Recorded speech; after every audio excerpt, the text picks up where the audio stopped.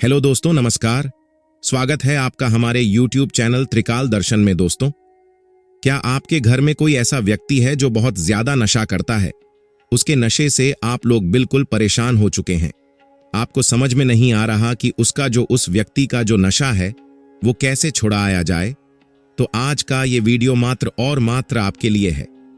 आपने बहुत ज्यादा पैसा खर्च कर लिया, बहुत ज्यादा अपने डॉक्टर को दिखा दिया, लेकिन वो जो व्यक्ति है वो नशा करना छोड़ ही नहीं रहा। आप लोग बहुत ज्यादा परेशान हैं। तो आज का यह वीडियो मात्र और मात्र आपके लिए है। क्या करना है, कैसे करना है, पूरा आपको समझाने वाला हूं। उपाय ध्यान से सुनिए, अच्छे से करिएगा। अगर आपने उपाय आज का अच्छे से कर लिया तो 100% है कि आपके घर का जो कोई भी व्यक्ति है जो कि बहुत ज्यादा नशा करता है, उसका सारा का सारा नशा महादेव बहुत जल्द से जल्द छुड़वा देंगे। पूज्य गुरुदेव की जो कथा होती है उसमें आपको पता है कि बहुत सारे लोग पत्र के द्वारा अपनी मनोकामना गुरुदेव तक पहुंचाते हैं।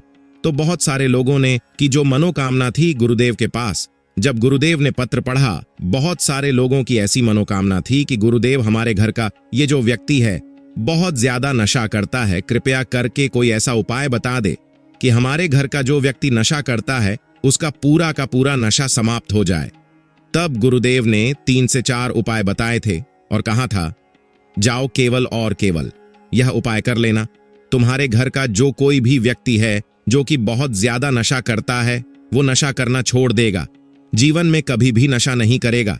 लोगों ने वो उपाय किया और 1 से 1.5 महीने के बाद गुरुदेव की कथा में वापस आए हुए लोग गुरुदेव को धन्यवाद कहने, गुरुदेव आपके द्वारा मनोकामना हमारी पूरी हो गई है। आपके द्वारा जो आपने उपाय बताए थे हमने कर लिया है और हमारे घर का जो कोई भी व्यक्ति था जो कि नशा करता था उसने नशा पूरा छोड़ दिया है।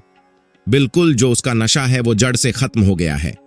तो अगर आप भी जानना चाहते हैं, जो लोग भी मेरी आवाज सुन रहे हैं, कि आखिर वो कौन सा उपाय है जिसको करने मात्र से ही लोगों का नशा छूट गया, तो आज का ये वीडियो मात्र और मात्र आपके लिए है।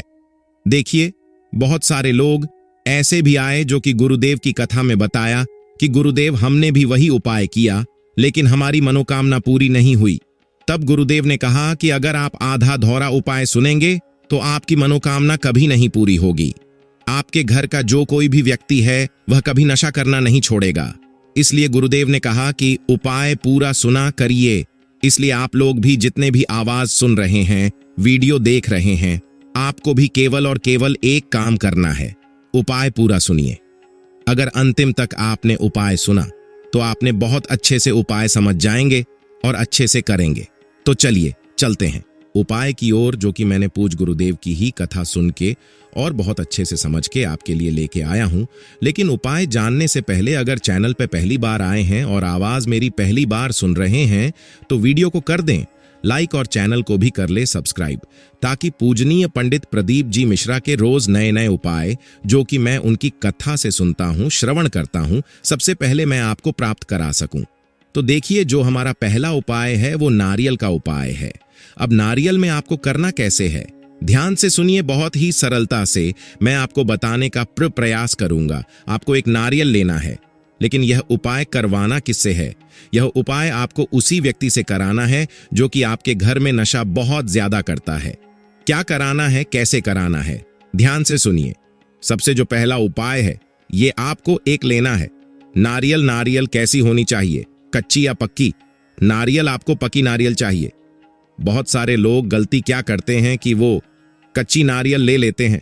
तो आपको कच्ची नारियल नहीं लेना, ठीक? आपको क्या लेना है, पकी नारियल लेना है, बिल्कुल साबुत नारियल लेना है। ठीक है, आपने नारियल ले ली।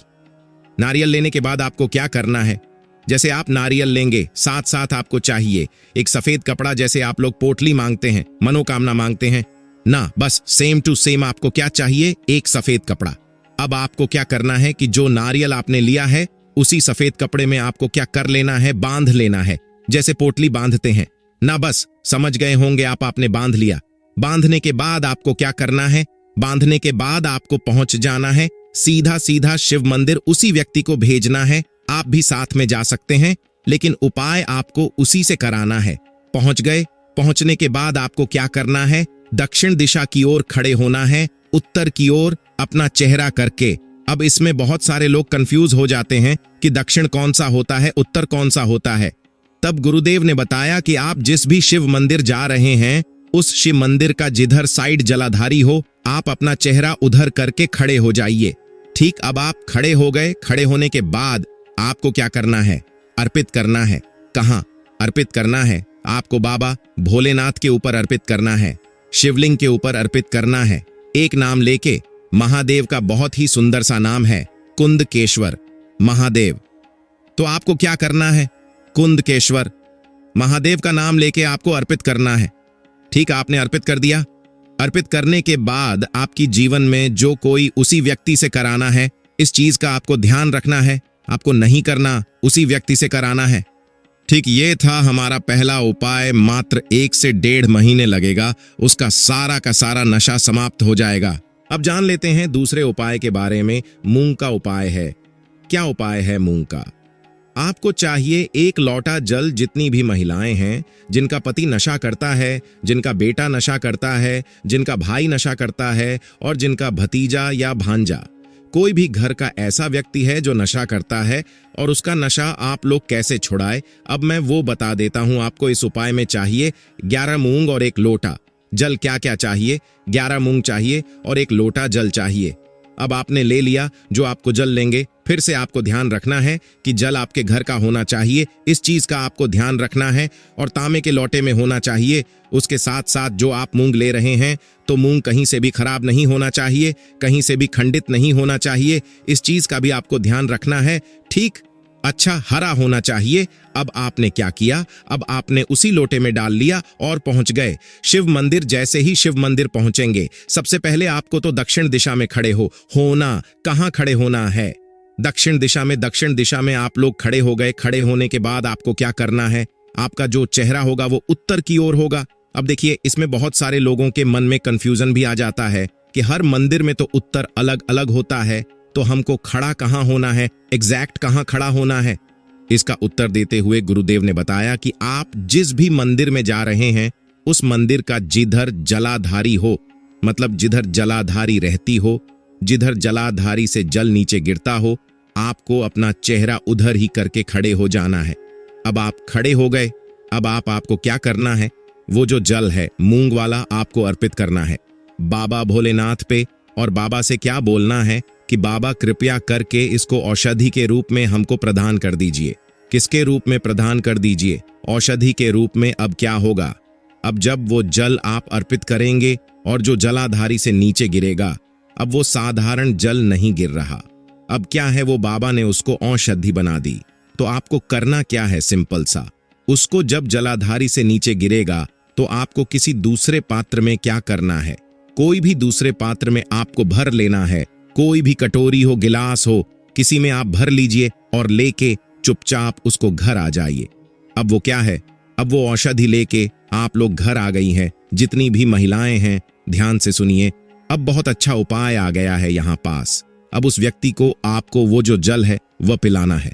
अब देखिए, अगर वो साधारण रूप से पी लेता है तब तो बहुत अच्छी बात है, लेकिन अगर वो साधारण रूप से नहीं पीता, पीने से मना करता है, आनाकानी करता है, तो आपको क्या करना है? थोड़ा सा आपको चुपके से पिलाना है। कैसे? जब भी वो पानी पीने को मांगे तो आप पानी तो दीजिए नॉर्मल, लेकिन 1 बूंद इसका भी मिला दीजिए।